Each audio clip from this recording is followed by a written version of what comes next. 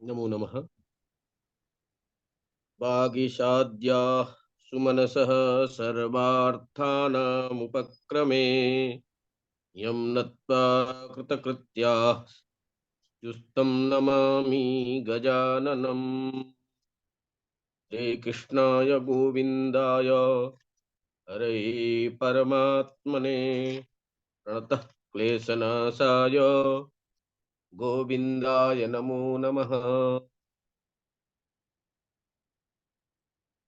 परमादरणीय इस कार्यक्रम के संयोजक समन्वयक, जन कल्याण के लिए सतत प्रयासरत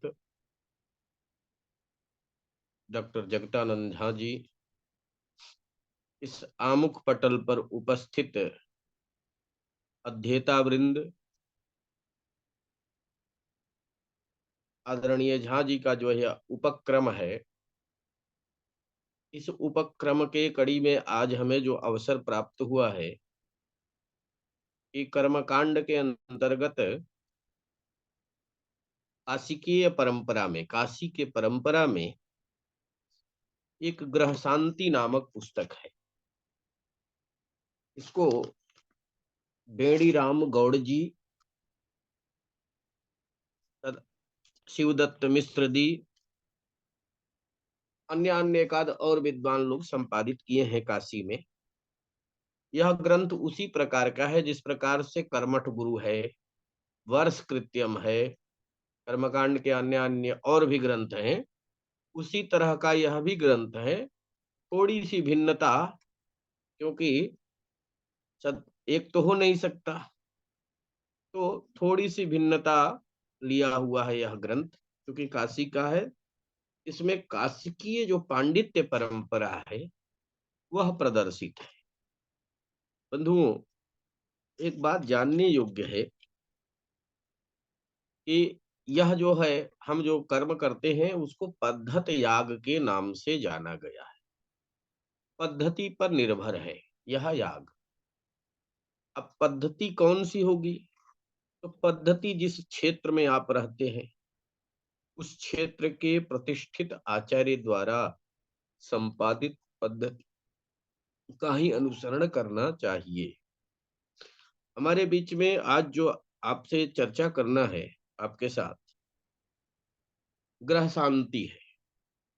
तो ग्रह शांति का हम संक्षिप्त, ग्रह शांति से अभिप्राय ग्रहों की शांति नहीं, जो सूर्य चंद्र राहु केतु इत्यादि ग्रह हैं उनकी शांति के बारे में हम यहाँ पर नहीं बात कर रहे हैं, बल्कि यह ग्रह शांति नामक ग्रंथ है। इस ग्रंथ के अंतर्गत जो विधियां आई हुई हैं, जो आप नित्य कर्मकांड में उपयोग करते हैं, नैमित्तिक कर्मकांड में उपयोग करते हैं और काम्य कर्मों में जो उपयोग करते हैं, इस तरह के विधियों का, समग्र विधियों का वर्णन इसमें किया गया है। तो हम बात करते हैं कि शांति पाठ।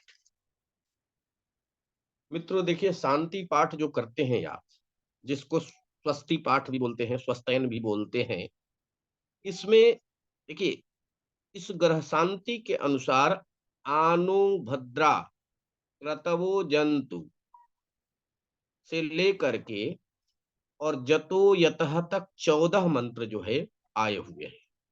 ध्यान से सुनिएगा कि आनो भद्रा से लेकर के जतो यतः तक शांति पाठ का विधान बताया गया है। अब इसमें जो है शांति पाठ की तो ये बातें हो गई। अब शांति पाठ तो एकाएक हो नहीं जाएगा। उसके पहले जो करता है, जो जजमान है अथवा करने वाला जो व्यक्ति है, उसको, क्योंकि वह संध्या बंदन कर लिया है, तो जब संध्या बंदन कर लिया है तो आचमन प्राणायाम आसन शुद्धि इत्यादि विधि तो कर लिया है वह। इसलिए ग्रह ग्रह शांतिकार शांति पाठ से आरंभ करते हैं। यह पहले बताते हैं कि चंद्रादि शुभ ग्रहानुकूल समये, शुभे दिने आपको कोई कर्मकांड करना है तो चंद्र आदि ग्रह शुभ हो, अनुकूल समय में हो, शुभ दिन हो, शुभ लग्न हो, कृते नित्य क्रिय, नित्य क्रिया, देखिए ध्यान से सुनिएगा, नित्य कृत, कृत नित्य क्रिया अर्थात नित्य क्रिया क्या है, आपका संध्या बंदन है। कृत मांगलिक स्नान, मांगलिक स्नान नित्य क्रिया के पहले करेंगे ही करेंगे। कृत तिलक, नित्य क्रिया में संध्या बंदन करेंगे, तिलक करेंगे। बद्ध शिखा, शिखा बांधेंगे। रंगवल्लिकायुते शुद्धे देशे प्राग्रग्रौ सुभासने पूर्वाह्ने जजमानः। अब रंगवल्लिका, वल्लिकायायुते शुद्धे देशे, रंगवल्लिका शब्द यहाँ पर देखिए ध्यान से, यहाँ पर रंगवल्लिका उसके लिए कहा है कि एक पट्टा है या चौकी कह लिए। रंगवल्लिका शब्द से रंगमंच को ग्रहण नहीं करना है, बल्कि शुद्धे देशे प्रागग्रे सुभासने, वहां पर बैठ करके पूर्वाह्ने जजमान, पूर्वाह्न में जो जजमान है अर्थात जजमान मतलब कर्ता, उपविश्य स्वदक्षिणतः पत्नी, अब अपने दक्षिण भाग में पत्नी को बैठाए और साधारण रक्षा दीपम प्रज्वल्य, ठीक है, रक्षा दीप का, दीप को जला ले। अब यहाँ पर देखिए बंधु, अब रक्षा दीप पहले ही जलाने के लिए ग्रह शांतिकार कह देते हैं। कुछ पद्धति में ऐसा होता है कि बैठने के बाद, कारण कि प्रायः ऐसा होता है कि जो जजमान होता है वो नित्य क्रिया करके बैठता नहीं, सीधा स्नान करके आता है बाथरूम से और बैठ जाता है पूजा स्थल पे। तो आचार्य लोग क्या करते हैं कि आचमन, आसन शुद्धि, पवित्र धारण, तिलक इत्यादि कर करके रक्षा दीप जलवाते हैं। वो भी ठीक है, कारण कि उसने नित्य क्रिया किया नहीं। इसलिए देखिए, अब ध्यान से सुनिएगा, जो पद्धतियों में भेद आता है देखने को, या विधियों में जो भेद आता है, यही कारण है कि पद्धतिकार तो ऐसे कह दिया कि वह नित्य क्रिया कर लेगा, क्योंकि विप्रो वृक्षस्तस्य मूलम च संध्या इत्यादि जो कहा गया है त्रैवर्णिक के लिए कि वह संध्या करेगा ही करेगा। तो यहाँ पर भी वही बात आती है, किंतु जो नहीं कर रहा है, तो प्रायः आज के समाज में कर्मकांड जो है ऐसा देखा गया है कि सीधा स्नान गृह से स्नान करके आता है व्यक्ति, और हम उसको जो आचमन है, प्राणायाम है, आसन शुद्धि है करा करके, और तब जो है रक्षा दीप जलवाते हैं। अब थोड़ा सा यहाँ पर कुछ लोग जो है परंपरावादी होते हैं, रूढ़ी परंपरा जिसको बोलते हैं, वह तर्क वितर्क पे उतर जाते हैं कि आप तो गलत करा रहे हैं। मित्रों, समझने की बात है, गलत नहीं है। इसलिए गलत नहीं है कि वही नित्य क्रिया, जो नित्य क्रिया उसने किया नहीं सुबह स्वयं से, उसी को आप थोड़ा सा संक्षेप में संपन्न करा करके आगे बढ़ते हैं। फिर भी अब आप इतना करने के बाद भी आपको एक चीज आवश्यक हो जाता है कि नित्य क्रिया तो हमारा कर्म है, कर्म कांड का अंग नहीं है। इसलिए नित्य क्रिया से संपन्न होकर के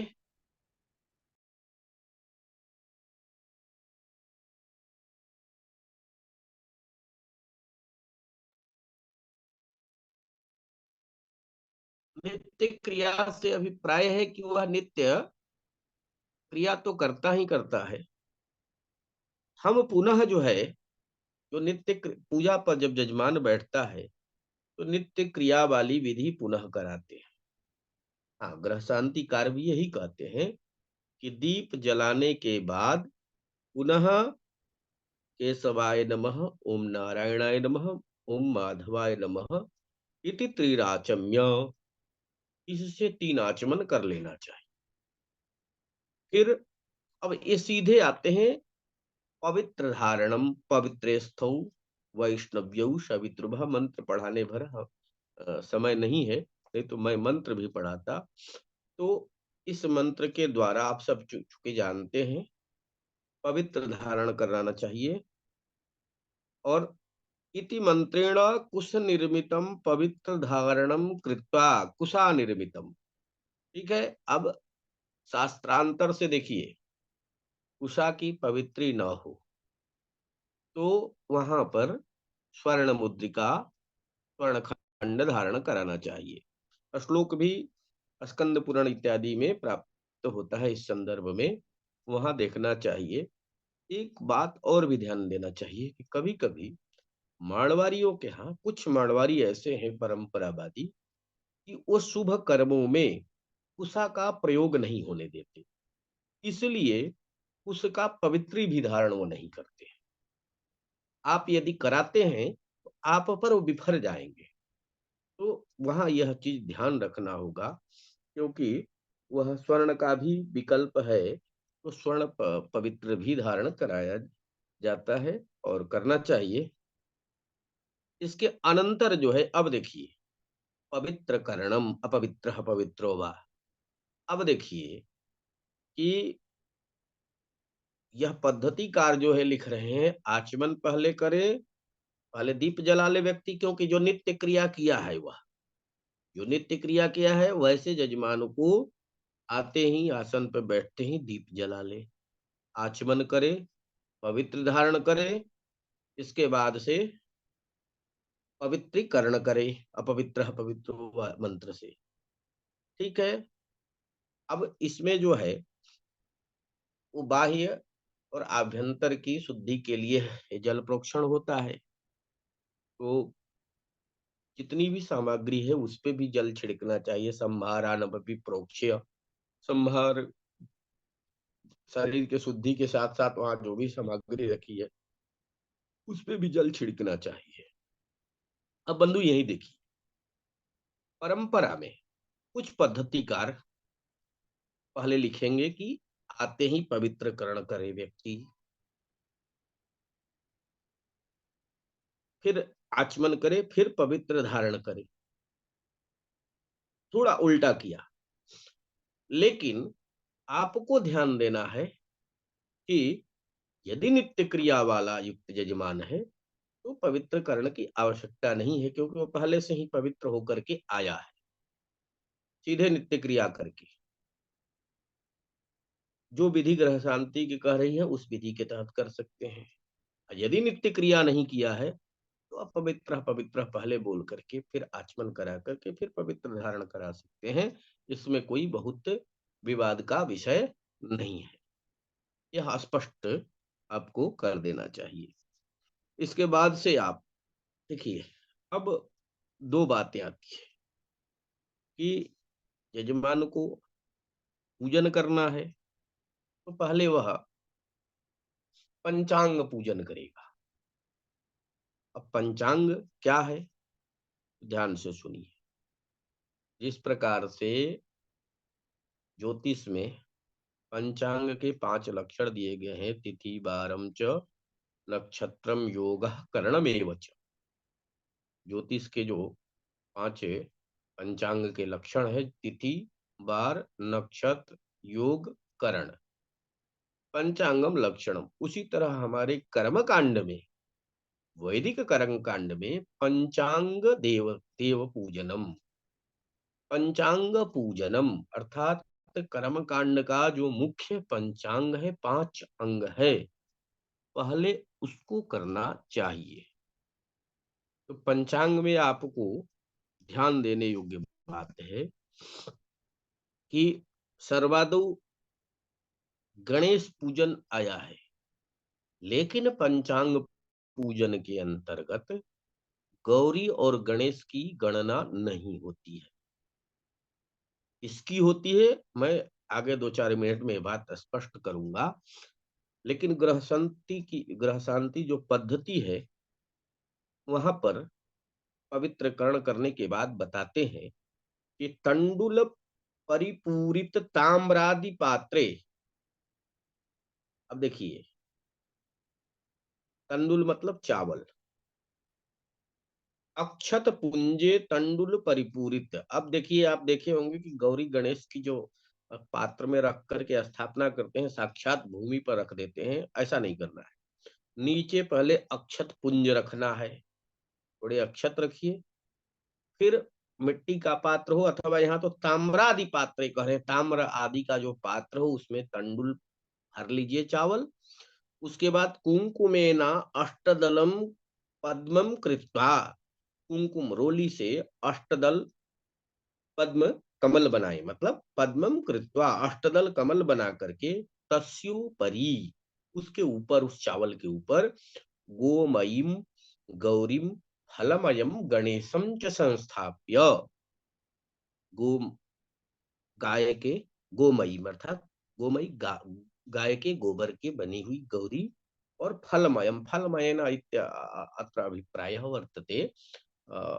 फल अस्ति नारिकेलम, तो नारिकेलम अथवा पूगफल निर्मितम गणेशम संस्थाप्य, यहाँ पर गाय की गोबर से बनी गौरी और सुपारी से बने गणेश, बने क्या मतलब, उसमें आप कलावा इत्यादि लपेट करके वहां पर रख देंगे, अथवा गड़ी गोला के चाहे, अथवा नारियल से।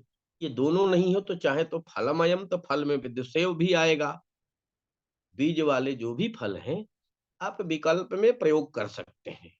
अब देखिए बंधु, यहाँ पर यदि आपने विकल्प से प्रयोग कर दिया, सुपारी नहीं रखवाया, आपने अमरूद रखवा दिया, है तो फल वह भी, फल संज्ञा उसकी भी है, लेकिन कालांतर में आपने जिस क्षेत्र में किया, देखिए परंपरा यहीं से बदलती है। अब हमारे परंपरा में सुपारी और गोबर के गौरी गणेश होने चाहिए। अब किसी ने अभाव में सुपारी नहीं मिला अथवा नारिकेल नहीं मिला, तो उसने स्थापना कर दिया किस चीज का, भाई अमरूद फल है या सेव फल है। अब उस क्षेत्र में कालांतर में जो लोग देखे रहे होंगे कहेंगे नहीं, गौरी गणेश तो, गौरी तो गोबर की बनेंगे लेकिन फल तो अमरूद के ही बनेंगे, अरे गणेश तो फल अमरूद फल से ही निर्मित होंगे। कुछ रूढ़िवादी लोग तर्क भी करने लगते हैं। काम चलाने के लिए इस तरह कभी न कभी प्रयोग किया जा सकता है। तो एक चीज और होती है, देखिए कोई ध्वनि अपनी बोले हुए हैं, जरा बंद करेंगे क्या? विकास कोठारी जी, हाँ। इसमें जो है, अब तो यहीं पर परंपरा बदलने लगती है।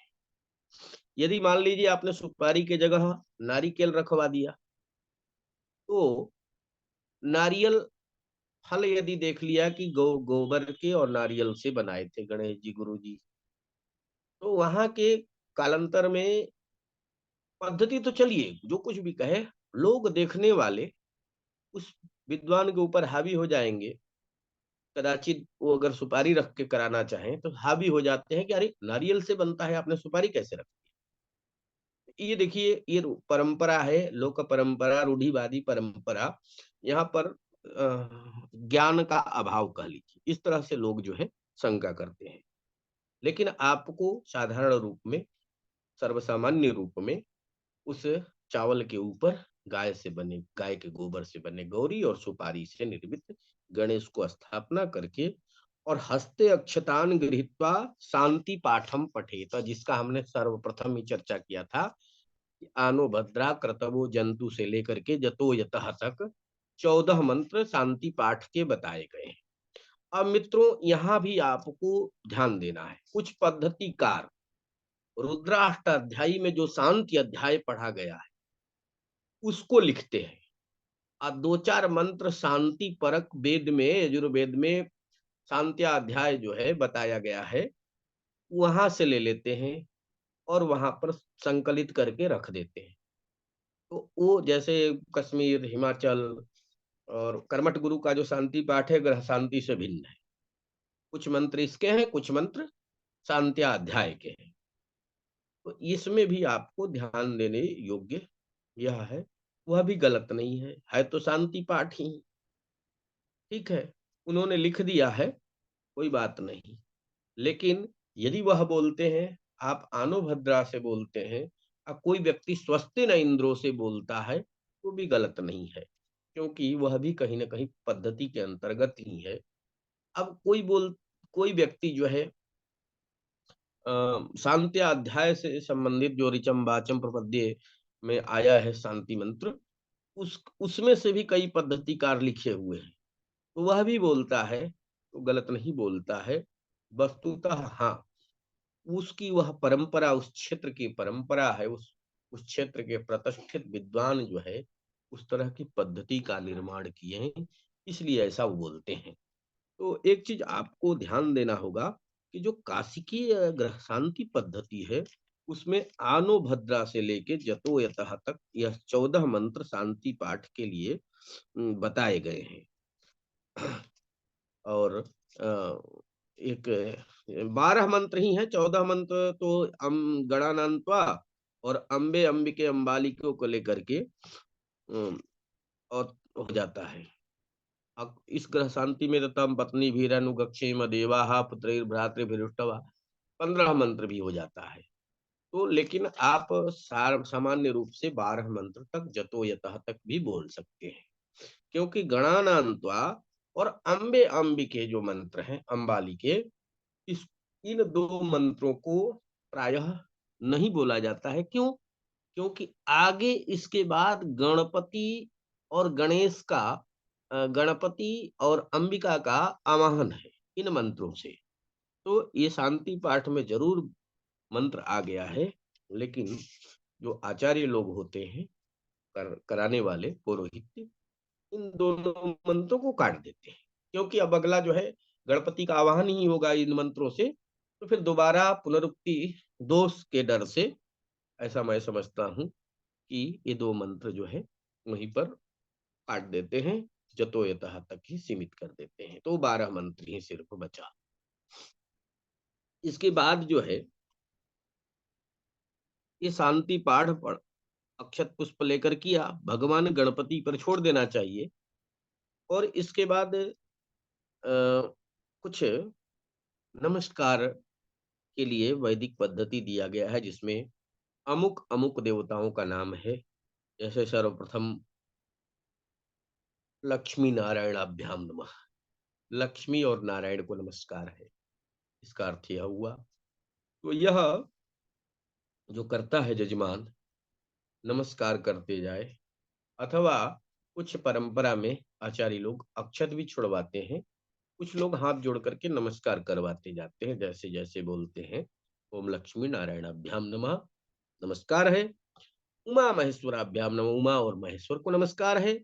वाणी हिरण्यगर्भाभ्याम नमः, वाणी सरस्वती, हिरण्यगर्भ ब्रह्मा को नमस्कार है। सची पुरंदराभ्याम नमः, सची यहाँ पर पुरंदर इंद्र है और सची इंद्र की पत्नी है, तो यहाँ पर इन दोनों को भी प्रणाम है, नमस्कार है। और मातृ पितृ चरण कमलेभ्यो नमः, माता पिता के चरण कमलों को नमस्कार है। किसके माता पिता के? जो कर्ता है, जो जजमान है, वह अपने माता पिता के चरण कमलों को प्रणाम करता है। इष्ट देवताभ्यो नमः, और क्योंकि वह शुभ कर्म करने जा रहा है ना, शांति अनुष्ठान करने जा रहा है, इसलिए सबको नमस्कार कर रहा है। तो जिसको वह इष्ट मानता है, वह अपने इष्ट देवता को भी नमस्कार कर रहा है। और कुल देवताभ्यो नमः, देखिए प्रत्येक कुल के कोई ना कोई देवता होते हैं, तो कुल देवता को नमस्कार करता है। इसके अनंतर ग्राम देवताभ्यो नमः, वो जिस स्थान में, जिस गांव में रहता है, उस गांव के भी देवता होते हैं, वहाँ ग्रामीण देवताओं को भी नमस्कार करता है। और स्थान देवताभ्यो नमः, जिस स्थान पे रहता है वहाँ के स्थानिक देवता भी होते हैं। ठीक है, उन स्थानिक देवता, जैसे आप काशी में रहते हैं तो बाबा विश्वनाथ है स्थानिक देवता, और वहाँ के जिस कॉलोनी में रहते हैं वहाँ के ग्रामीण देवता, जो के अधीन आता है, ग्रामीण देवता हर ग्राम में होते हैं। तो इस तरह से। और वास्तु देवताभ्यो नमः आता है, तो वास्तु देवता से क्या अभिप्राय है? तो जिस भवन में बैठ के यदि कर रहे हैं, यज्ञ मंडप में कर रहे हैं, तो यज्ञ मंडप का भी अधिष्ठात्री वास्तु है, घर का भी अधिष्ठात्री वास्तु देवता है, तो उस वास्तु को नमस्कार है। और फिर इसके बाद से आप सर्वेभ्यो देवेभ्यो नमः, सर्वेभ्यो ब्राह्मणेभ्यो नमः, अब सभी देवताओं को नमस्कार करते हैं। और फिर सभी ब्राह्मणों को, अब ब्राह्मण, सभी ब्राह्मणों से क्या है? हमारे यहाँ तो यह भी बताया गया है, आजकल देखिए एक ब्राह्मण से कर्म कर लेते हैं, लेकिन 3 ब्राह्मणों से कम आचार्य ब्रह्मा ऋत्विक कम से कम तो होना ही चाहिए। 3 तो आचार्य होने ही चाहिए, एक आचार्य होगा, एक ब्रह्मा होगा, एक ऋत्विक होगा। उसका कारण यह है कि जब आगे अभी चलेंगे आप, तो पुण्यावाचन में जो मंत्र बताए गए हैं उसमें बहुवचनांत शब्द प्रयोग किए गए हैं। इस कारण से प्रतीत होता है कि एक ब्राह्मण के लिए कर्मकांड है ही नहीं। साधारण कथा वगैरह एक ब्राह्मण से करा लेते हैं, तथापि 3 ब्राह्मणों का कृत्य है। अब इस तरह से सर्वेभ्यो देवेभ्यो नमः, सर्वेभ्यो ब्राह्मणेभ्यो नमः, और अंत में सिद्धि बुद्धि सहिताय, सिद्धि बुद्धि के अधिष्ठात्री देव गणपति को नमस्कार है। यह करके आगे जो है जो मंगल श्लोक है, सुमुखश्च एकदन्तश्च कपिलो गजकर्णकः का, ये लगभग यह भी 14 श्लोक 15 श्लोक है, इसका पाठ करते हैं। अब मित्र, 2 बात ध्यान दीजिए यहाँ पर। इस चीज को देखने से प्रतीत होता है, एक तो शांति पाठ आनो भद्रा वैदिक हो गया, और जो सुमुखश्च एकदन्तश्च कपिलो गजकर्णकः से लेकर के वक्रतुंड महाकाय कोटि सूर्य समप्रभ तक जो 15 श्लोक ये आए हैं, यह शांति पाठ के अंतर्गत आए हैं, लेकिन यह पौराणिक शांति पाठ है, वैदिक शांति पाठ नहीं है।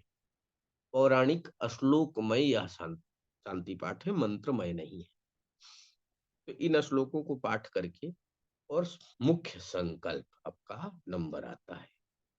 आपको संकल्प करना चाहिए, और संकल्प में संकल्प प्रायः आप सब पद्धति में जानते ही हैं जो भी है। अब संकल्प के लिए अपने हाथ पर पुंग फल, पान पत्ता, अक्षत लेकर के, द्रव्य लेकर के संकल्प करना चाहिए। संकल्प है क्या? सम्यक कल्पते इति संकल्प, मात्र कल्पना होती है संकल्प कि मैं दीर्घायु हूँ, मैं राजा हो जाऊं, मैं प्रजा हो जाऊं, मैं उद्योगपति हो जाऊं, मात्र कल संकल्पना होती है संकल्प में, इसीलिए इसको संकल्प कहा गया है। उद्देश्य के पूर्ति के लिए देवता के प्रति संकल्प, देवता से संकल्पना करना, वहां कुछ भी प्रत्यक्ष दिखाई नहीं देता, मात्र संकल्प के माध्यम से हम संदेश देते हैं कि पूरा का पूरा जो है हमारा यह उद्देश्य पूर्ण हो। बंधु, एक चीज और है कि इसके बाद से, संकल्प के बाद आता है गौरी और गणेश का पूजन। संकल्प आपने कर लिया, अमुक कर्मा हम करिष्ये, रुद्र यागम हम करिष्ये, चंडी यागम हम करिष्ये, श्रीमद् भागवत श्रवणम हम करिष्ये। चंडी याग करना है, अथवा रुद्र याग करना है, अथवा विष्णु यागम हम करिष्ये, जो भी संकल्प करना है कर दिया। श्रीमद् भागवत कथा श्रवणम हम करिष्ये, भागवत कथा सुनना है, संकल्प आपने कर लिया। अब तो संकल्प आपने कर लिया, अब उन संकल्प की सांगता के लिए तत्रादौ निर्विघ्नता सिद्ध्यर्थम गौरी और गणेश की पूजन बताया गया है। मैंने पहले ही बता दिया कि अष्टदल कमल बना करके उस पे गौरी गणेश की स्थापना कर दीजिए। शांति पाठ और संकल्प करने के बाद अब आएगा गौरी गणेश का आवाहन और स्थापन। इसीलिए 2 मंत्र वहां पर गणानान्त्वा और अम्बे अंबिके अम्बालिके शांति पाठ में आचार्यों ने छोड़ दिया था। परंपरा में जो कर्म कांड कराते हैं वो छोड़ देते हैं। तो अब यहाँ पर उसका उपयोग करेंगे गणेश जी का आवाहन करने में और अंबिका का आवाहन करने में। इस तरह से यहाँ पर गणपति की आवाहन करके स्थापना करेंगे, और षोडशोपचार जो है पूजन करेंगे। षोडशोपचार के संदर्भ में 16 प्रकार से अर्चना करेंगे। आदि अर्घ, धूप, गंध, दीप इत्यादि नैवेद्य ये 16 प्रकार की जो विधियां हैं, इसके श्लोक भी 16 प्रकार के मिलते हैं। षोडशोपचार क्या होता है, पंचोपचार क्या होता है, इस संदर्भ में श्लोक भी मिलते हैं, लेकिन इस पे हम विस्तार से नहीं जाएंगे क्योंकि हमारा विषय अभी बहुत है। अब गौरी गणेश पूजन कर दिया है आपने, इसके बाद स्वस्ति पुण्यावाचनम। अब देखिए, मैंने एक चीज कहा था कि जिस तरह से पंचांग के 5 लक्षण हैं, उसी तरह कर्म कांड में पंचांग पूजन। आपने मान लीजिए रुद्र याग करना है, विष्णु याग करना है, चाहे जो भी करना हो, 5 पंचांग पूजन तो करेंगे ही करेंगे, बिना इसके कुछ हो ही संभव ही। पंचांग पूजन में संकल्प के बाद आपने गौरी गणेश का पूजन तो कर दिया। अब इसके बाद स्वस्ति पुण्यावाचन आता है और कलश स्थापन आता है। कलश स्थापन और स्वस्ति पुण्यावाचन, सप्तधान। अब एक एक चीज आप ये ध्यान दीजिए कि जो गौरी गणेश पूजन किया, वो कर्तव्य को निर्विघ्न पूर्ण होने के लिए गौरी और गणेश का आदि में पूजन किया। पंचांग में यह नहीं आएंगे। 5 अंग कौन कौन से होगा, तो कलश स्थापन जो वरुण का करेंगे ना आप, इसको स्वस्ति पुण्यावाचन कहते हैं। एक दूसरा जो है सप्तघृत मातृका, नहीं, षोडश मातृका, और तीसरा जो है सप्तघृत मातृका, और चौथा जो है आयुष मंत्र जप, और 5वां नांदी श्राद्ध। फिर से सुन लीजिए, पंचांग में क्या क्या होता है। प्रथम स्वस्ति पुण्यावाचन, जो वरुण कलश स्थापना किया, उसके अनंतर एक उसके साथ ही एक स्वस्ति पुण्यावाचन के लिए कलश स्थापना होगी। देखिए, वरुण पूजन भी पंचांग के ही अंतर्गत है। कुछ लोग वरुण कलश से ही स्वस्ति पुण्यावाचन भी करा देते हैं, वो गलत नहीं करते, क्योंकि वो वरुण पूजन इसी के अंतर्गत ही है। एक तो स्वस्ति पुण्यावाचन पहला हुआ, दूसरा षोडश मातृका पूजन, तीसरा सप्तघृत मातृका पूजन, चौथा आयुष मंत्र जप, 5वां नांदी श्राद्ध। अब इस पे मित्र थोड़ा सा प्रकाश में यह डालूंगा कि पहले आपको जब स्वस्ति पुण्यावाचन करना है तो कलश स्थापना करना पड़ेगा। तो कलश स्थापन की जो विधि दी गई है, कलश का क्या प्रमाण होना चाहिए। देखिए, शास्त्रों में ले आके लोटा की तरह कलश रख देते हैं, लेकिन 16 अंगुल का कम से कम कलश होना चाहिए विधिवत। ऐसे कलश लक्षण भी बताया है इसी ग्रह शांति में। कलश के नीचे सप्त धान्य रखें। ध्यान से देखिएगा, जो जौ लगाते हैं ना नवरात्रों में, केवल जौ लगाने का ही विधि नहीं है। अब 7 प्रकार का अनाज रहता है। इसके बाद उसके नीचे जो मिट्टी लगाते हैं, हम सामान्य तौर से एक जगह से कहीं से मिट्टी लाके भरपूर मात्रा में रख देते हैं, या रेता रख देते हैं, बालू। लेकिन वहां पर 7 प्रकार की, राजद्वार की, हथशाला की, घोड़शाला की, चौरास्ते की, ये 7 प्रकार की जो मिट्टी रखी जाती है, वह मिट्टी भी सप्तमृतिका। अब कुछ लोग करते क्या है, देखिए परंपरा में वो कलश के अंदर डलवा देते हैं। मिट्टी डलवाया नहीं जाता, बल्कि वस्तुतः वह कलश जो है स्थापना के लिए वह मिट्टी रख करके सप्तधान्य को उस पे लगाया जाता है। सप्तधान्य उगेगा, कलश के अंदर सप्तधान्य भी डलवा देते हैं लोग, कुछ लोग गलत करते हैं, वो सड़ जाएगा उसमें। उसको तो उगाना है ना वहां पर। इसके बाद सर्वौषधि, इसको आप डालेंगे कलश के अंतर्गत। पंचपल्लव, पीपल, गुलर, पाकल, आम इत्यादि का जो 5 प्रकार के पत्ते हैं। पंचरत्न, सोना चांदी हीरा मोती इत्यादि जो है 5 प्रकार के रत्न।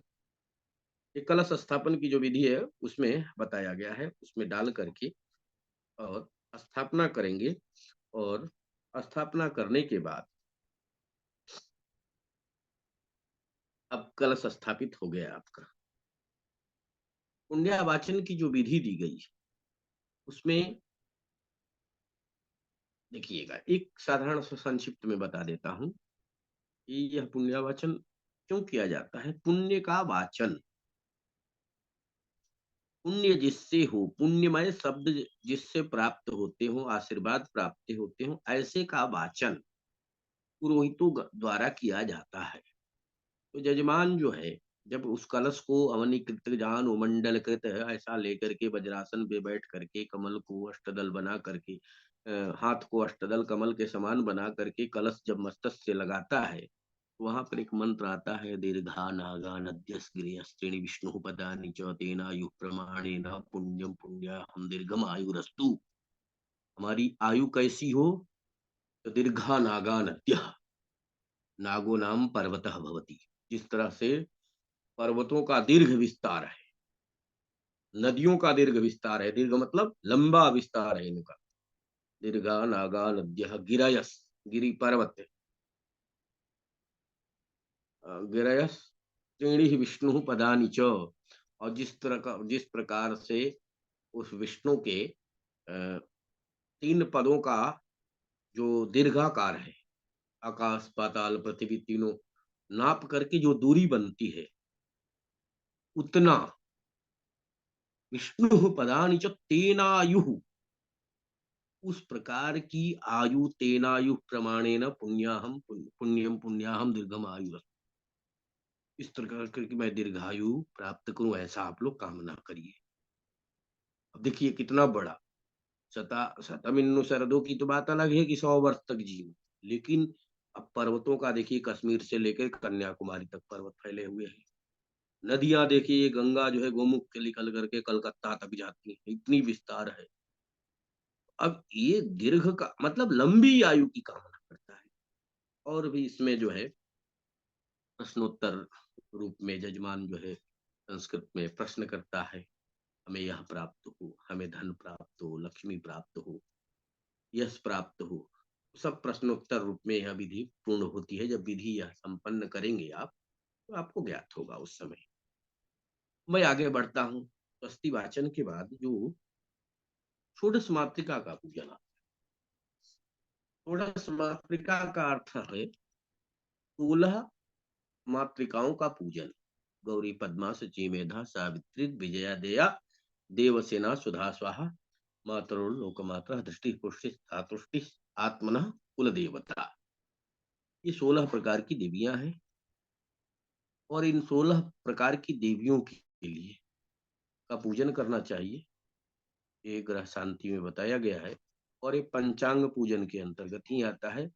अब इन 16 प्रकार की देवियों की स्थापना कैसे कर लेंगे, तो जैसे गणेश जी को आपने अक्षत पुंज पर बना करके रखा, गौरी को गोबर को रखा, उसी तरह यहाँ ग्रह शांति में इसकी भी विधि मिलती है कि एक चौकी पर, छोटे चौकी पर या पीढ़े पर कपड़े बांध करके उस पे चाहे तो 16 अक्षत पुंज रखें, और चाहे तो आप गो कहीं कहीं परंपरा के अनुसार पद्धतिकार भी कहते हैं कि गेहूं जो गोधूम होता है उसका पुंज रखें, 16 पुंज, और 16 पुंज पे सुपारी इत्यादि रख करके और उसको रोली इत्यादि लगाएं, और उसपे 16 का क्रम से स्थापना करें। अब इसमें 17 रखने का पुंज विधान है, ध्यान से सुनिए। 17 क्यों हो जाता है, तो शुरू में जो गौरी है वो गणेश के साथ ही स्थापना, एक पुंज बढ़ जाएगा, 17 हो जाएगा। तो 17 पुंज रख दिया आपने। पहला पुंज गणपति के हुआ, बाकी शेष मातृकाओं का।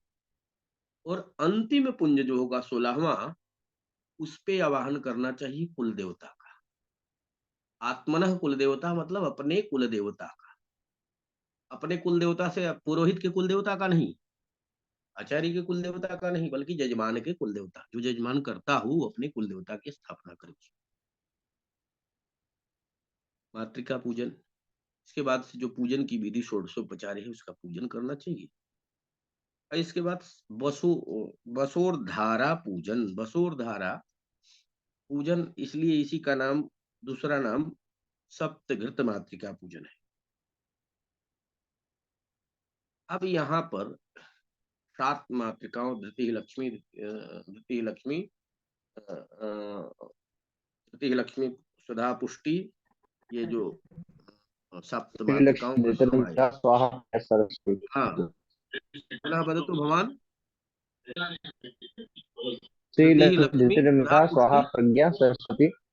हाँ, श्री लक्ष्मी श्री श्री लक्ष्मी लक्ष्मी द्वितीय स्वाहा सुधा पुष्टि।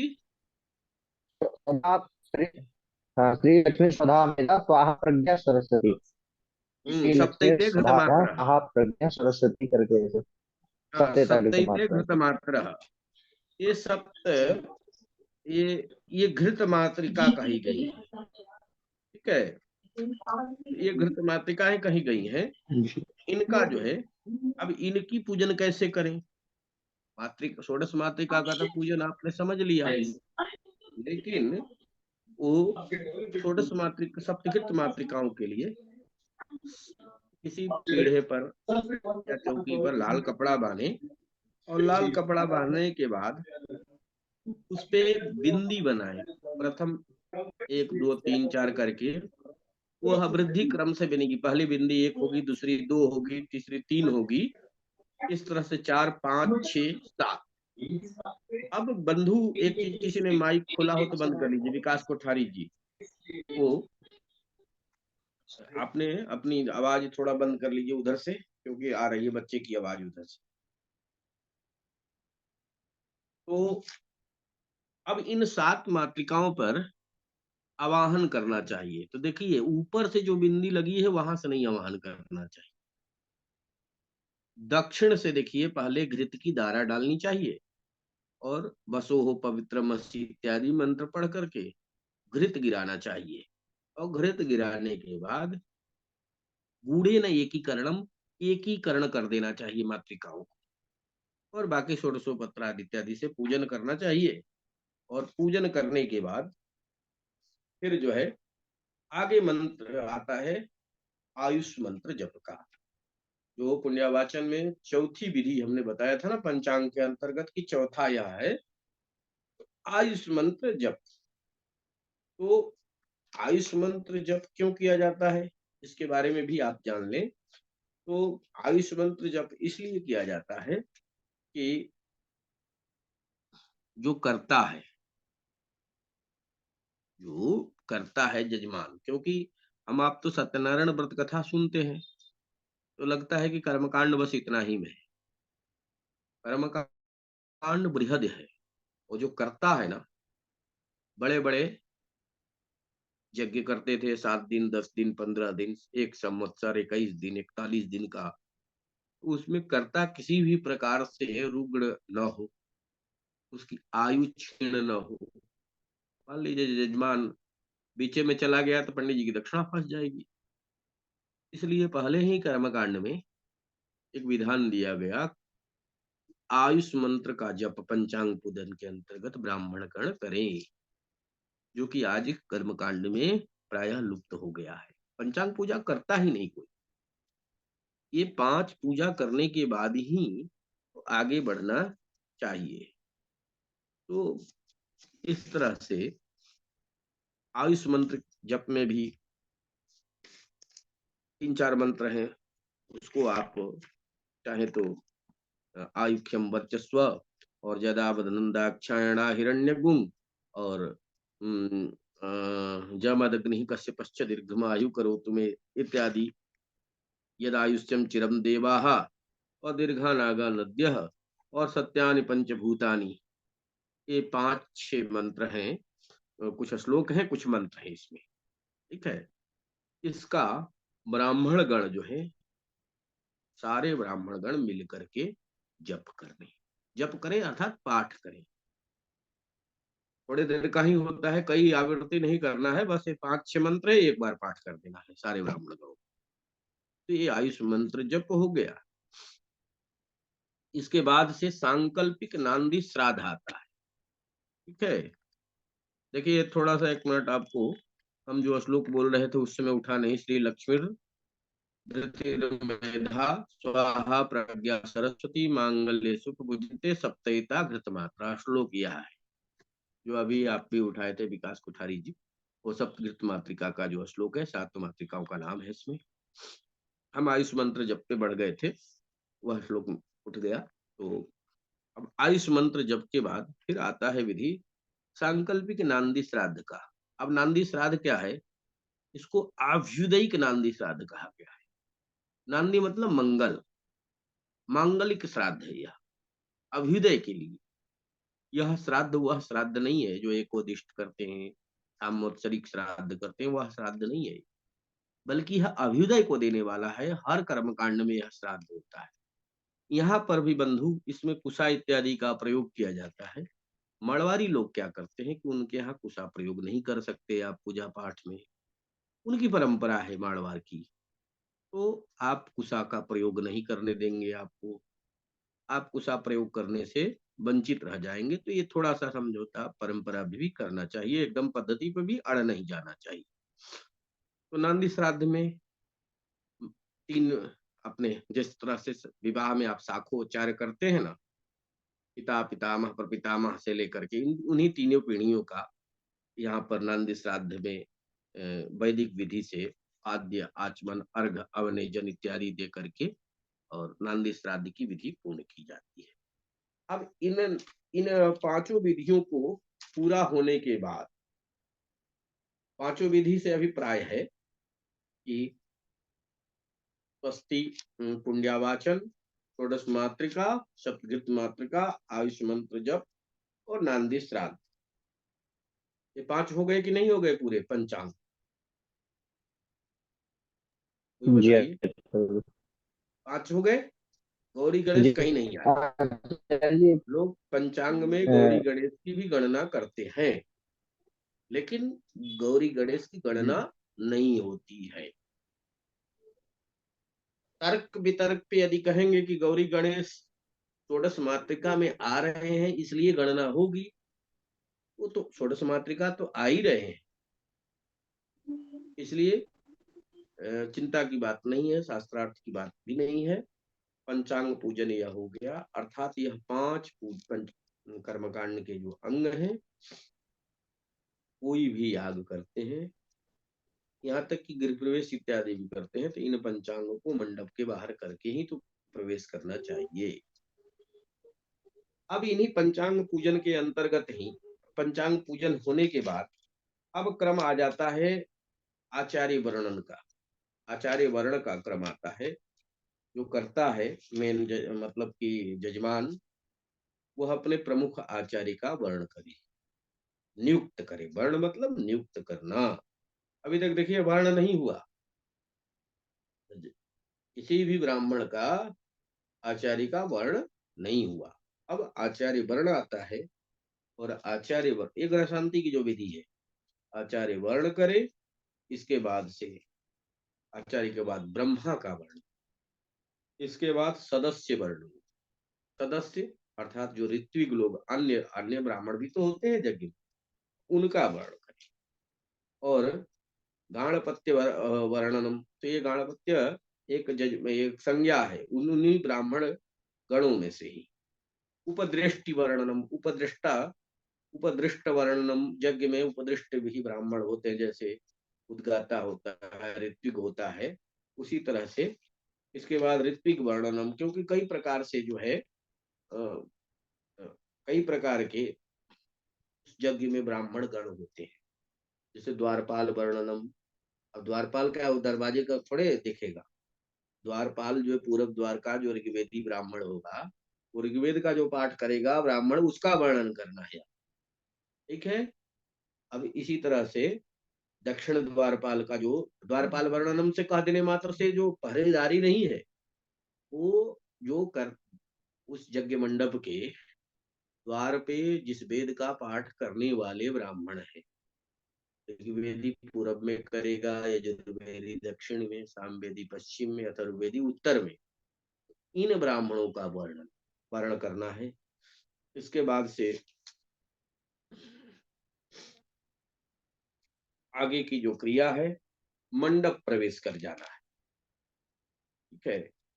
अब एक चीज मैंने आपको इस पद्धति से थोड़ा सा छोड़ा, पद्धति भिन्न भी है, प्रायश्चित कर्म भी होता है। तो प्रायश्चित कर्म जो है वो जो जो करता है वो पहले कर लेगा, पहले दिन कर लेगा, अथवा उस दिन भी कर लेगा, उसकी अलग विधि है, वो थोड़ी यहाँ पर नहीं मैं बताया आपको। सीधे आचार्य वर्ण, ब्रह्मा वर्ण, यजमानादि दंपति हस्ते कंकण बंधनम। अब इन वर्ण के बाद ऋत्विकों का जो वर्ण कर दिया, इसके बाद यजमान के हाथ में पुरोहित के द्वारा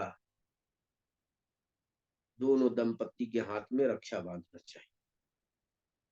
ठीक है, उसी दिन बांधना चाहिए, और वो तब तक बंधा रहेगा जब तक पूर्णाहुति आप नहीं कर देंगे। पूर्णाहुति के बाद पुनः रक्षा बांधेंगे जब यज्ञ खत्म हो जाएगा, और घृत स्नान के बाद।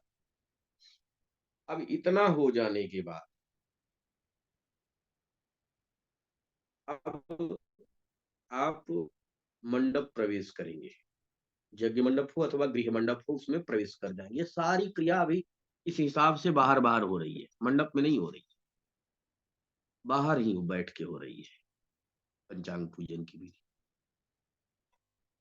दिग्रक्षण की प्रक्रिया आती है। दिग्रक्षण क्या है मित्र? तो दिग्रक्षण जो है दिशाओं से रक्षा के लिए, ठीक है, दिग्बंधन जिसको बोलते हैं। जो आचार्य है मंडप प्रवेश के बाद मंडप में बैठेगा, बाएं हाथ में पीली सरसों लेगा, और अपसर्बंतु जे भूता इत्यादि अथवा रक्षोहणम बल गहनम मंत्र पढ़ करके अभिमंत्रित करके पीली सरसों से पूरब दक्षिण, पूरब अग्निकोण, दक्षिण नैऋति कोण, पश्चिम वायव्य, उत्तर ईशान और ऊपर सब 10 दिशाओं को बांध देगा, मतलब छोड़ के पीली सरसों। ये प्रमुख आचार्य का कर्तव्य होता है, ध्यान दीजिएगा। इसको ब्राह्मण गण भी कर देते हैं आचार्य के प्रतिनिधि रूप में, और कुछ जगहों पे जजमान से भी संपन्न करा सकते हैं। कोई उसमें बहुत विभेद नहीं है, लेकिन आचार्य का मुख्य कर्तव्य है यहाँ दिग्बंधन दिग्रक्षण। अब देखिए इसके बाद पंचगव्य आदि करणम, पंचगव्य बनाना। पंचगव्य में 5 चीज आप सब जानते हैं कि गाय का ही रहता है, गाय का मूत्र, गाय का दूध, गाय का गोबर, गाय का घृत, गाय का दधी। ये 5 चीजों से पंचगव्य बनेगा, और पंचगव्य का प्रोक्षण कराया जाएगा सब शुद्धि के लिए, और थोड़ा पानी भी करा दे देंगे। पान तो प्रायश्चित के समय किया ही होगा, जब प्रायश्चित किया होगा तो करेगा ही करेगा। वो प्रायश्चित की थोड़ी विधि यहाँ पर लोप हमने कर दिया ग्रह शांति में, चूंकि वो प्रायश्चित की विधि यहाँ पर देते नहीं, लेकिन प्रायश्चित यज्ञ आदि में पंचांग पूजन से पहले हो जाना चाहिए। और चाहे तो पंचांग पूजन करके भी प्रायश्चित कर सकता है, कुछ पद्धतिकार ऐसा लिखते हैं, लेकिन पहले ही कर ले तो ज्यादा अच्छा है। क्षौर कर्म आदि इत्यादि उसमें क्षौर कर्म होता है, इत्यादि करा ले। इसके बाद बंधु अब आ जाता है कि सर्वतो भद्र लिंगतो भद्र, अग्नि उत्तारणम, प्राण प्रतिष्ठा, पंचभूत संस्कार, नवग्रह स्थापन, ग्रहाकृत्य, ग्रहादि मुखानि, ग्रह स्थापनानि, ग्रह वर्णा, ग्रहादिदेवतानां स्थानानि, ग्रह स्थापनम, और ग्रहादिदेवतानां स्थापनम, ग्रहाधि अधिदेवतानां प्रत्यधिदेवतानां स्थापनम, पंचलोकपाल, 10 दिग्पाल, असंख्यात रुद्र। और इसके बाद कुछ कंडिका की विधि आती है, क्योंकि अब होम होगा। इतने सब आपने स्थापना कर दिया, तो अब होम करने के लिए कुशकंडिका करना पड़ेगा। तो कुशकंडिका की जो विधि दी गई है उसके अनुसार कुशकंडिका करना चाहिए। और फिर अधिदेवता देवता सबसे पहले गणपति और भूरादि आहुति करके ग्रह होम करना चाहिए। अग्रह होम के अनंतर ग्रहों के जो अधिदेवता हैं, प्रत्यधिदेवता हैं, उनका होम, पंचलोकपाल का होम, क्षेत्रपाल वास्तु का, क्षेत्रपाल का और 10 दिग्पाल का होम करके, और अंत में प्रधान होम, जैसे प्रधान आपकी दुर्गा है तो सर्वतोभद्र मंडल प्रधान पीठ हुआ, तो इसका बाद में होम होगा। और इसके बाद से पुनः अग्नि का पूजन करना चाहिए, और अग्नि पूजन के बाद शिष्टकृत हवनंच, शेष बचा हुआ जो है उसका हवन, और इसके बाद उसके हवन के बाद पूरा दिन नव आहुति जो कही गई है, नव आहुति घृत की दी जाती है। और इसके बाद बलिदान, 10 दिग्पालों का बलिदान, जो 10 दिशाओं के अधिपति हैं, इंद्र, अग्नि, जम, वरुण, अनर्ति, वरुण, कुबेर, वायु, ईशान, ब्रह्मा, अनंत, ये 10 दिग्पाल हैं, इनके बलिदान दिया जाता है। अब यहाँ पर वैदिक कर्मकांड में दधि मास का बलि का विधान इनको कहा गया है। चूंकि दधि और मास मतलब उड़द, संस्कृत में उड़द को मास कहा गया है। वो जो जीव बलि है, वो प्राचीन काल में जिस एक बलि जो हुआ करती थी, जीव बलि के बारे में बहुत प्रमाण हमको नहीं पता है, लेकिन कहीं न कहीं पशु याग श्रौत प्रकरण में पढ़ने के बाद यह जरूर होता है कि कहीं कभी न कभी जीव बलि रही है, उसकी परंपरा थोड़ी, लेकिन उस पे मैंने बहुत बल नहीं दिया, क्योंकि चूंकि हम वैष्णव हैं और शैव मतावलंबी भी हैं और वैदिक भी हैं, इसलिए बहुत उस पे हम ना बल दिए। जो हमारा ये वैदिक बलि दी जाती है दधि मास से, यही बलि उत्तम है, या 10 दिक्पालों को दी जाती है।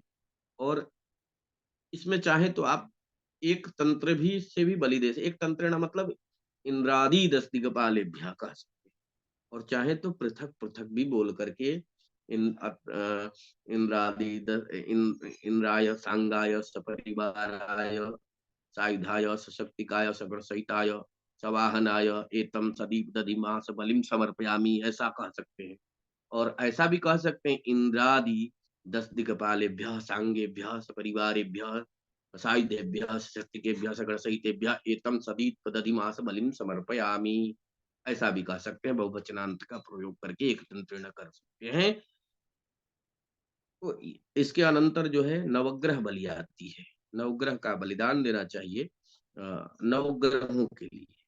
वैसे ही जैसे आपने ग्रहों 10 दिक्पालों को दिया, उसी तरह नवग्रहों का भी पृथक पृथक दे सकते हैं, और चाहे तो एक तंत्रिण भी कर सकते हैं। और यहाँ पर देखिए बलिदान में कुछ पद्धतिकार विधि विधान के तहत, हम लोग तो केवल दही उड़द पापड़ रख के बलिदान करा देते हैं, लेकिन पूरा भरपूर जैसे पत्तल पे भोजन दिया जाता है, उस तरह से दही, चावल, पकौड़े, मतलब जो व्यंजन है उसको रख करके बलिदान करना चाहिए। खाद्य पदार्थ बढ़िया विधिवत, जितना भोजन आदमी करता है उतना पत्तल पर रखें, और सब कुछ रख करके व्यंजन बढ़िया पकवान रख करके, पूरी सब्जी इत्यादि सब कुछ रख करके, और फिर दही उड़द भी उसी के साथ रख करके बलिदान करें। यह भी विधि प्राप्त होती है, शास्त्रीय विधि है, कोई ये लौकिक विधि नहीं है। इसको भी पद्धतिकार लिखते हैं कहीं ना कहीं, लेकिन ग्रह शांतिकार स्पष्ट रूप से यहाँ नहीं लिखते हैं, लेकिन काशी की ये परंपरा में यह भी है। इसके बाद पंचलोकपाल, पंचलोकपाल में तो आपने ग्रहों के स्थापना के बाद अधिदेवता किया, प्रत्यदेवता स्थापना किया, और इसके बाद से पंचलोकपाल की स्थापना किया। तो पांच पांच लोकों के जो पालक हैं उनका बलिदान, और इसके बाद वास्तु जो पीठ है, वास्तु की वेदी, उनका बलिदान, और इसके बाद क्षेत्रपाल जो एकोन क्षेत्रपाल वेदी है, एकोन 50, उनका बलिदान, और ये सारे बलिदान होने के बाद प्रधान पीठ का भी बलिदान करना हो तो करेंगे, और इसके बाद पूर्णाहुति करेंगे। पूर्णाहुति के बाद बसुरधारा, और बसुरधारा करने के बाद अग्नि की बसुरधारा क्या है, तो अग्नि में जो घी गिराते हैं ना कुछ शुरुआ पर लेकर के, पूर्णाहुति के बाद उसको बसुरधारा। तो इसके बाद अग्नि की प्रदक्षिणा, और प्रदक्षिणा करने के बाद ईशान कोण से भस्म निकाल करके भस्म लगाना चाहिए। और इसके बाद पूर्ण पात्र, जब आपने कुछ कंडिका किया होगा तो ब्रह्मा के लिए पूर्ण पात्र स्थापना किया होगा दक्षिण में हवन कुंड की, तो पूर्ण पात्र दान की विधि बताई गई है।